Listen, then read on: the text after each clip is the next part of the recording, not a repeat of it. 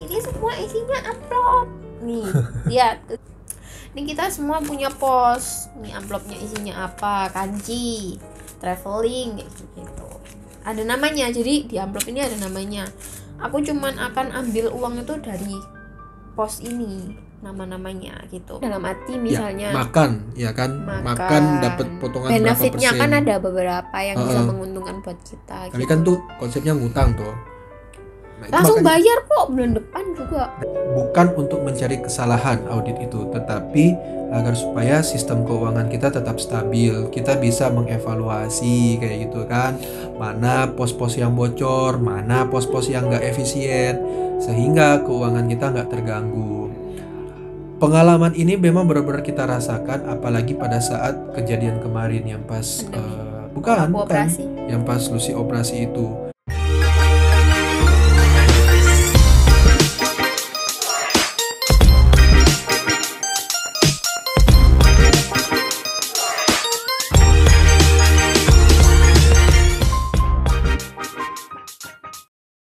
Oke, halo semuanya, selamat datang kembali di channelnya Candy Lucia. Yeay.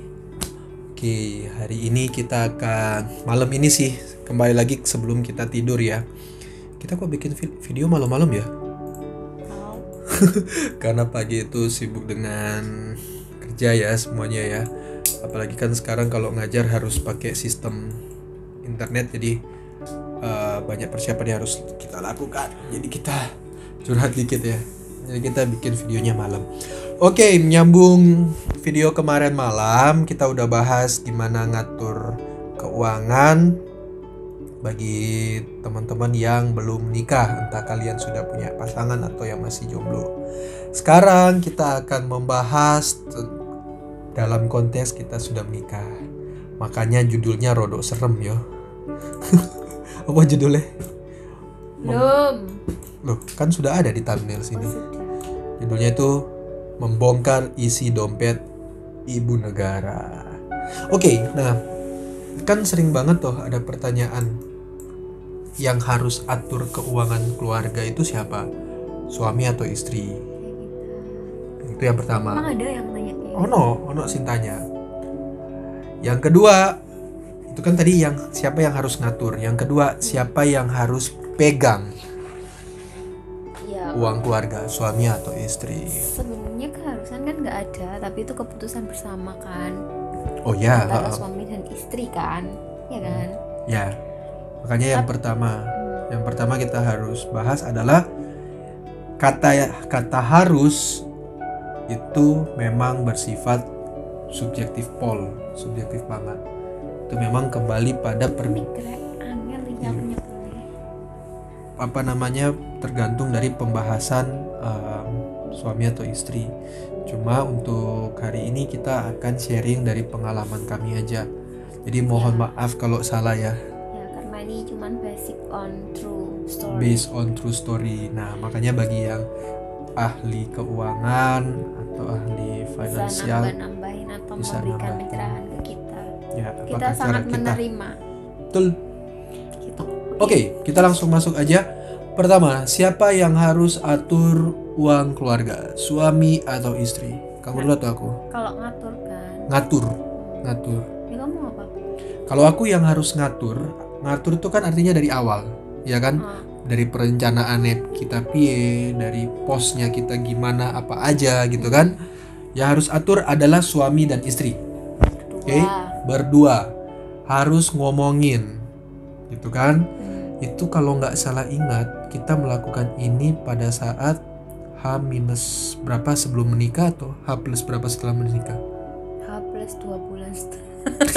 H plus 2 bulan, masa 2? Iya. Sebulan. 2 ya? Iya, berarti udah terlambat banget ya. Itu ya, jangan dicontoh. Kita karena sudah terbiasa. Karena gini tapi sih. Tapi kan karena kebiasaan waktu dulu pacaran juga keuangannya dia juga udah aku ngerti kan, maksudnya ya, udah ngerti sih. Kita sudah ngomong meskipun kita nggak ada tabungan bareng. Nggak ada tabungan bareng kita sampai sekarang pun kita nggak ada tabungan bareng karena bukan pisah. Enggak maksudnya Karena mah berdiri semua sendiri-sendiri. keuanganku, ATM segala macam dia yang pegang, aku hanya pegang satu. Sombong banget gitu ya. Beberapa ATM Emang ya, aku punya berapa gua ya. ATM? Nah, ATM-nya tadi sebenarnya aku tuh. belum, masih di aku. Tenang aja, langsung tak balikin. Oke, jadi untuk ngatur keuangan keluarga itu kita harus omongin bareng. As soon as possible setelah kalian menikah. Jangan kayak kami 2 bulan. Kenapa kok sampai 2 bulan? Karena sejak awal menikah pas pertama kali, aku masih ingat banget itu H+2 apa. Pokoknya pas kita sudah balik ke rumah dari hotel gitu ya, habis perayaan, aku langsung kasih ke kamu semua bukuku, semua ATM-ku. Itu aku ingat banget. Aku cuma pegang satu ATM aja waktu itu. Ya, itu aku ingat.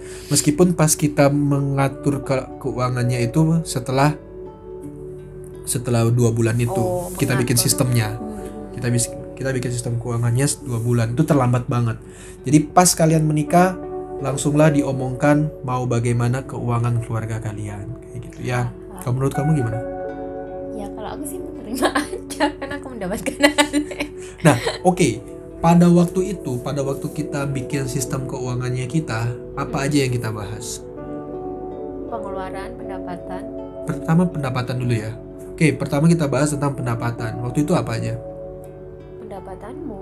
Pendapatanmu sendiri. Pendapatanku pendapatanmu sendiri sama pendapatanku karena waktu itu aku masih sendiri. kerja. Waktu itu kamu masih kerja. Oke. Terus habis itu perjanjiannya tuh mau kayak apa, mau pendapatannya dia pakai apa, pendapatanku pakai apa. Pakai apa gitu kan. maksudnya? Kan kita punya kebutuhan buat bayar listrik, bayar air. Nah ini yang mau bayar itu pakai uangnya siapa? Kita masih pakai uangnya siapa? Oh iya benar. Gitu. Uangnya siapa itu sensitif loh. Tapi Uangnya nanti kita bahas siapa? terakhir ya itu ya itu. Uangnya siapa?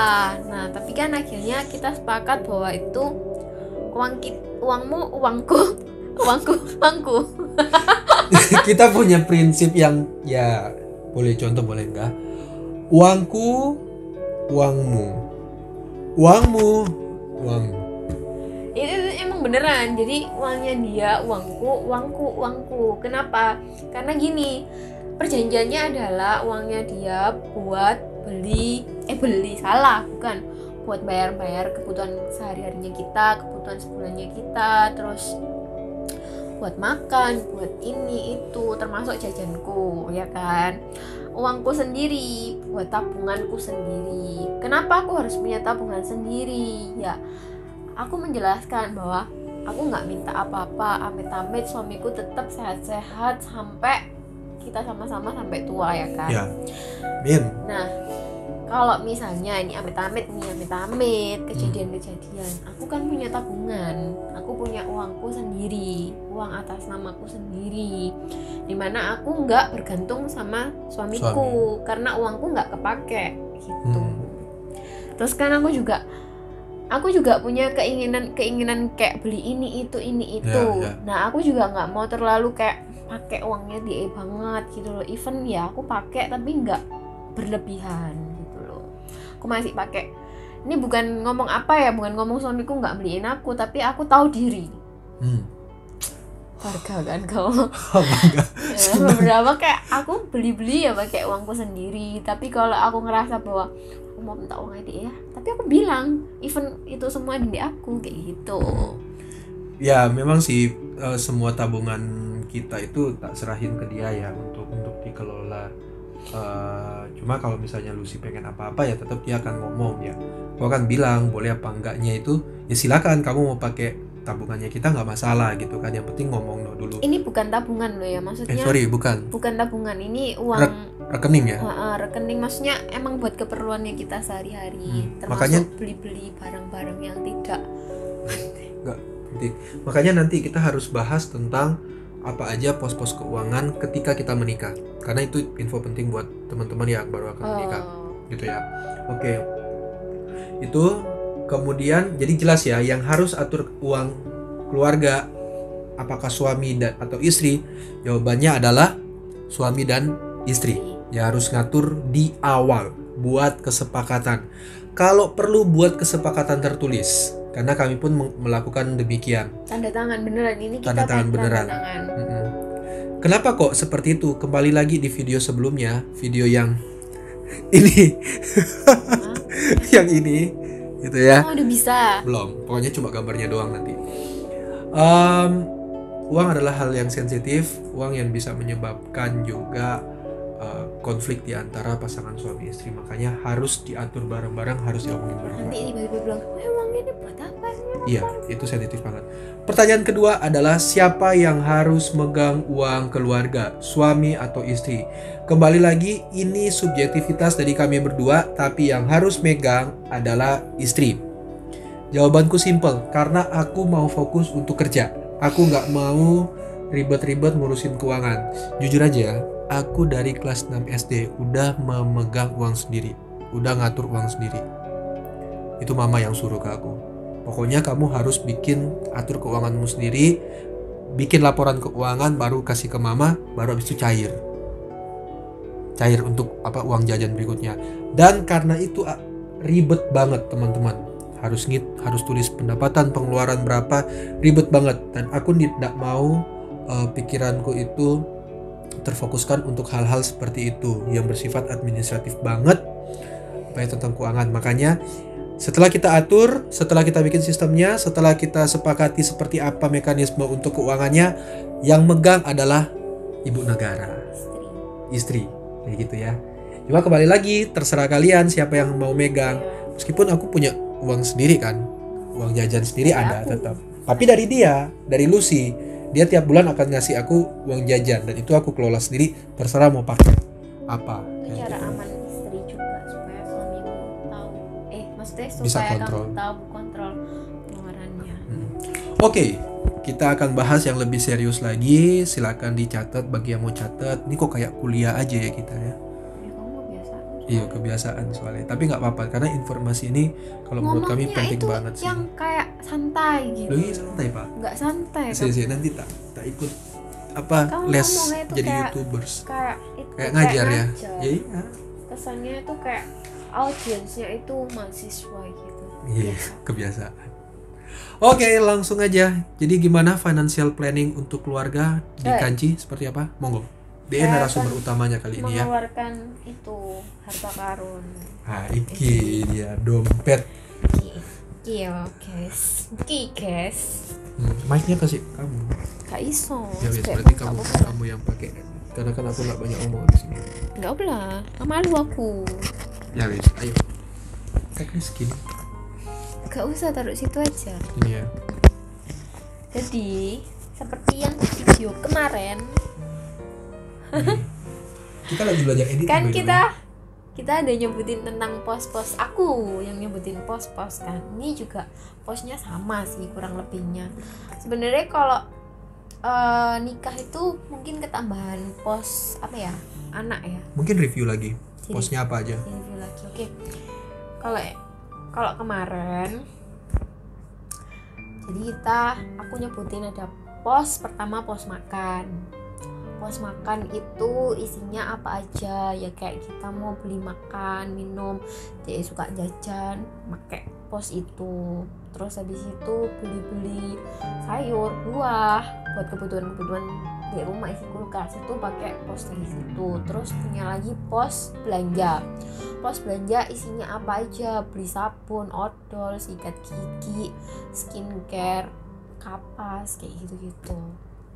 Terus pos transportasi, karena kita kan sudah nikah suami istri, kita punya 2 motor 1 mobil, sombong amat. Itu semua biayanya pakai di situ, termasuk bayar pajak ya kan. Kita udah punya tanggung jawab bayar pajak juga sendiri kan dari sana. Terus untuk bensin tuh juga dari sana. Terus kita punya pos pulsa, itu kita berdua, jadi ya sebenarnya dibagi pulsa, pulsa sama internet, wifi ya. Maksudnya internet tadi kuota ya? Kuota. Kita juga pasang wifi kan, wifi. Oke, itu. Terus habis itu pos prive kita nggak ada. Cuman kadang tuh prive ini buatku gini, ketika gajinya dia, misalnya gajinya ada sekian, belakangnya itu ada 72.000 rupiah, paham ya maksudku ya? 72 ekornya ini akan aku kasihkan ke dia gitu, kasihan kan? Gak apa-apa, lumayan kamu. Terus habis itu kita punya pos dana darurat, pasti dana daruratnya kita simpan di tabungan. Ada kita buka satu bank sendiri khusus untuk dana darurat, jadi kita nggak akan pakai uang itu. Kemudian kita punya investasi. Nah, investasi ini kita udah punya beberapa, kan kita punya banyak ya pilihan untuk investasi ya sebenarnya. Ada kalau saat ini sih kita investasinya deposito, ori. Aku sebutin nih, ori ya. Ori 17. Ori 17 itu obligasinya pemerintah. Oh, obligasi. Ya. Itu good banget. Jadi kalian dari cuman misalnya nih kalian pengen investasi ya, kalian dengan 1 juta rupiah itu juga udah bisa investasi gitu loh. Betul. Jadi ada deposito, ada obligasi sama main saham. Saham sama punya uang dolar. Ya falas. Real tapi kan. Falas gitu. Fisik. Itu fisik. Memang perlu sih ya. Sama emas. Investasi. Emas itu hasil dari cincin. tapi itu investasi. Ya. Itu penting banget sih kalau di keluarga itu. Nah, terus habis itu, setiap pos tadi itu aku punya amplop masing-masing. Beneran, ini semua isinya amplop. Nih, lihat, kelihatan kan? Ini semua amplop. Nah, ini setiap 1 bulan sekali kita ke bank untuk setorin ini uangnya. Kita nggak simpan banyak-banyak. Memang kita kayak 1 bulan sekali ke bank gitu kan, supaya apa, kita efisien gitu loh, nggak tiap kali ke bank. Karena kan masa-masa kayak gini ke bank juga susah kan, kayak gitu. Jadi tiap 1 bulan sekali ngeprint gitu loh. Ini kita semua punya pos. Ini amplopnya isinya apa, kanji, traveling kayak gitu. Ada namanya, jadi di amplop ini ada namanya. Aku cuman akan ambil uang itu dari pos ini, nama-namanya gitu.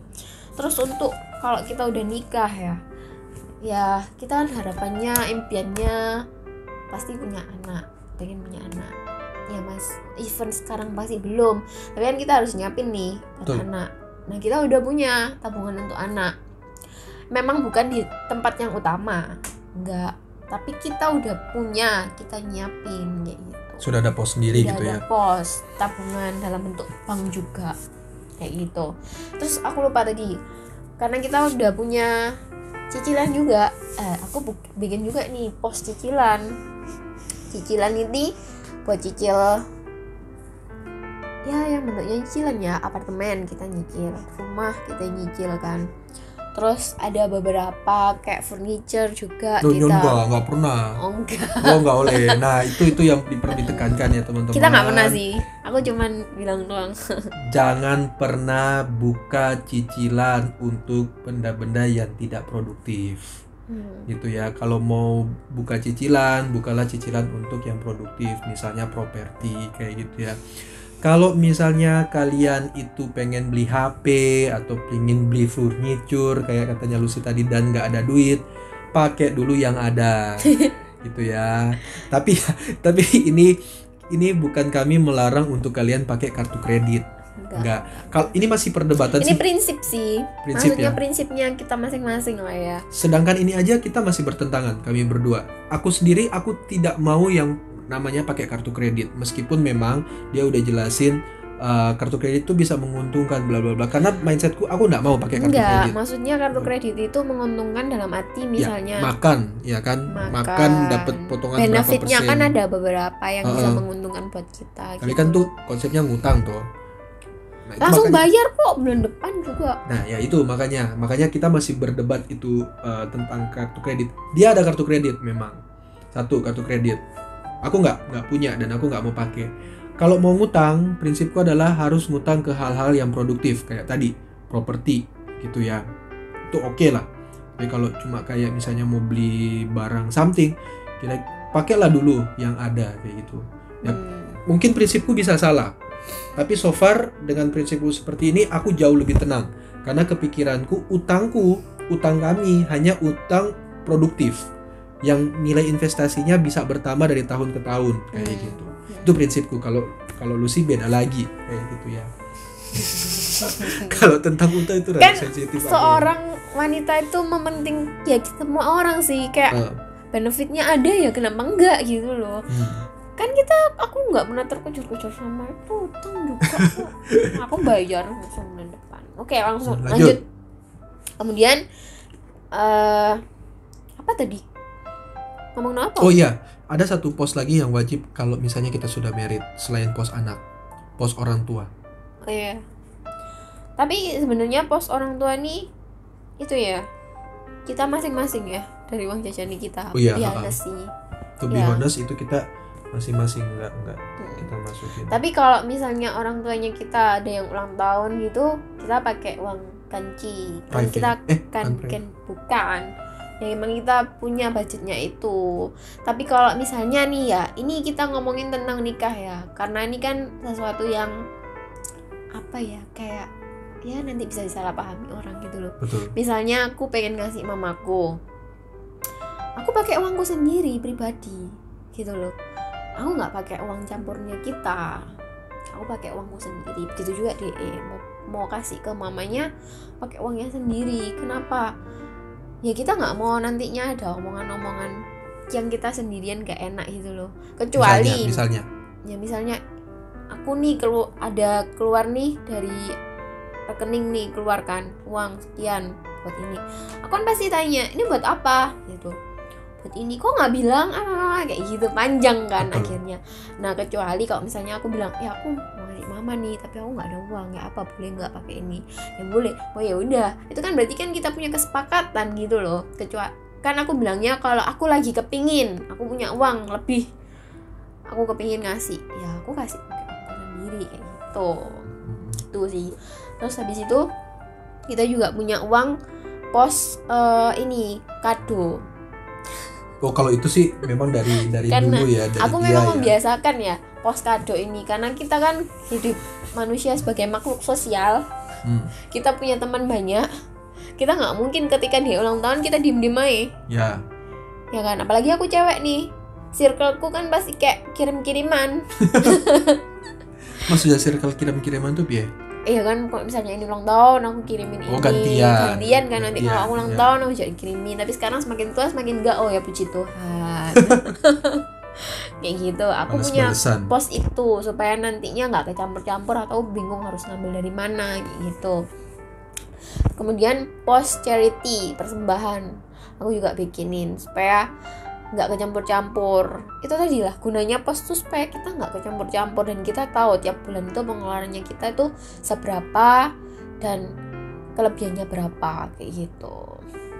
Terus karena kita udah nikah juga kan kita punya tanggungan buat bayar listrik, air itu kan, itu kita juga punya pos sendiri juga.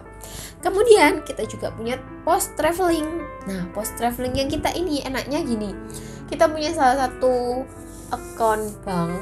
Nah, bank ini nih memberikan benefit, jadi langsung auto debit gitu loh dari uangnya kita. Tabungan berjangka kalau di video sebelumnya itu. Iya, tabungan berjangka.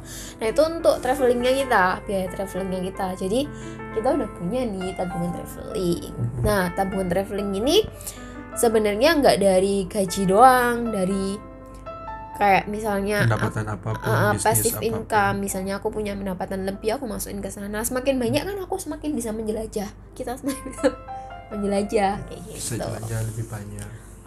Kayak gitulah.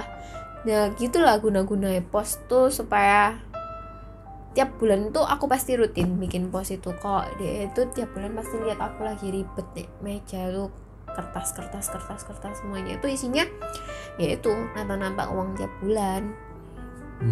Jadi kita bisa manage, bisa kontrol kan. Kalau misalnya uang bensin habis, kok bisa habis?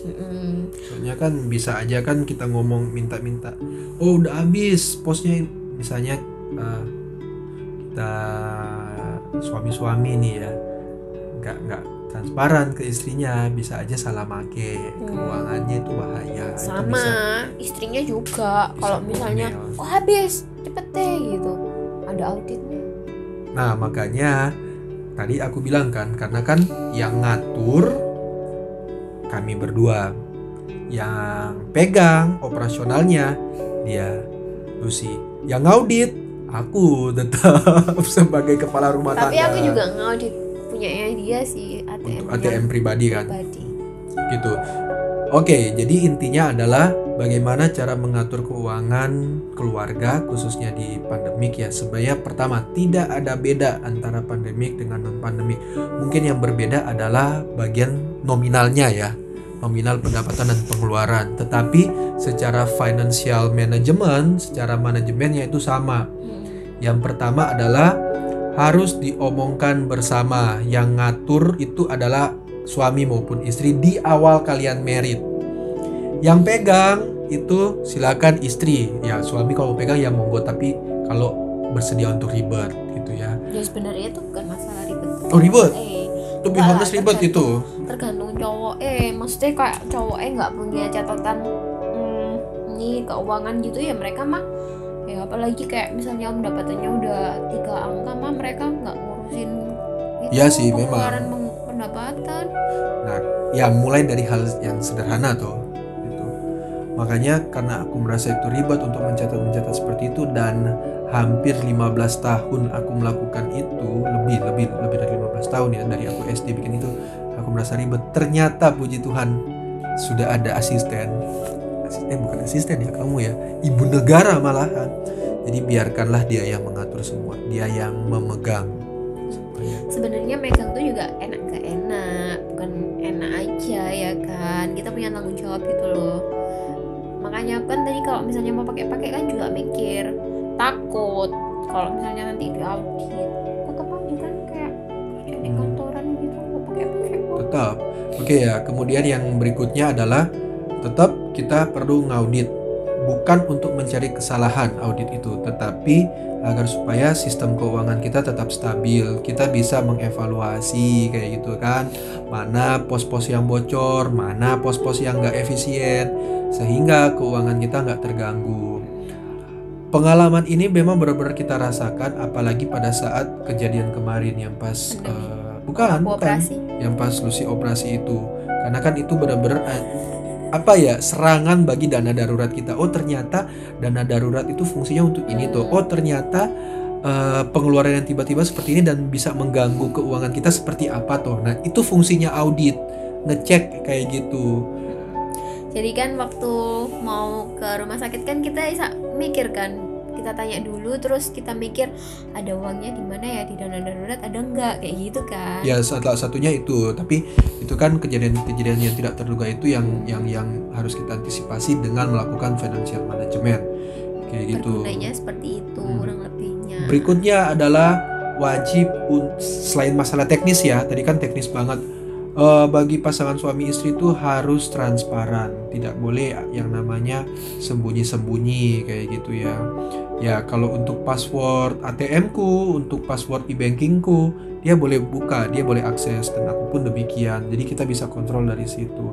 Loh, kalau misalnya aku mau kasih surprise gimana? Ya surprise berarti pakai, coba lihat di video sebelumnya, pakai tabungan konvensional atau pakai celengan lah dalam tanda kutip kayak gitu. Tarik tunai kan nggak tahu juga. Tarik tunai pasti akan ketahuan kamu. Ya toh. Loh kenapa kok ini tarik tunai 100.000? Kenapa kok ini tarik tunai 500.000? Kan pasti kamu akan bertanya pas kita audit. Nah audit itu biasanya kita lakukan pas akhir bulan gitu ya. Kemudian apalagi ya yang harus diperhatikan ya. Oh iya,